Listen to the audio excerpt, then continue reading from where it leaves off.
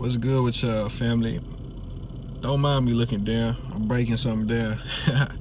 But what I want to say today is that make sure you are doing things because you love them. Make sure you are doing things because you actually enjoy it, and not because that is what the majority of people are doing, not because that is what's popular, not because that is what's trendy. You don't want to get caught up following the crowd. Do things you enjoy. Do things that are fun to you. Whatever that may be. It could be making music, it could be poetry, it could be fashion. Just let it be something that you genuinely enjoy. And whenever you find that thing that you genuinely enjoy, it's best that you find a way to allow that to be seen and expressed to other individuals. We live in a day and era where you can monetize off your gift. You can monetize off your passions. It's just, you don't want it to be grounded in doing so. I mean, it's good to enjoy the benefits of your art. It's good to get paid for your art, but never do something for money. Always let that love guide you. Always let that love lead you in a direction when doing anything in life, even just outside of business and career. Let love be your intention when going into anything.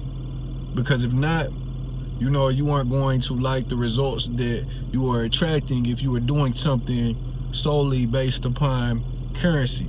Speaking of the heart, speaking of the heart makes me think about love, because essentially that's what the heart is for. So whenever you are moving out of love, you are moving at an unconditional way of life.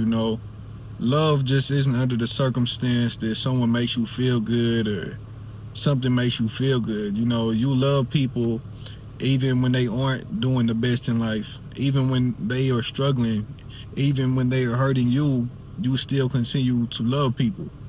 That is what true love is. Love isn't, I only love you if you give me this, or I only love you if you do that. No, love does not ever stop. Love is eternal. Love is infinite, So that is a good way to tell if you are moving in love. Even when you're tired of something or someone, you always return to them. Even if it's your passion, you may get burnt out of it, but eventually you're going to turn back to it because that is what your heart is calling you to do.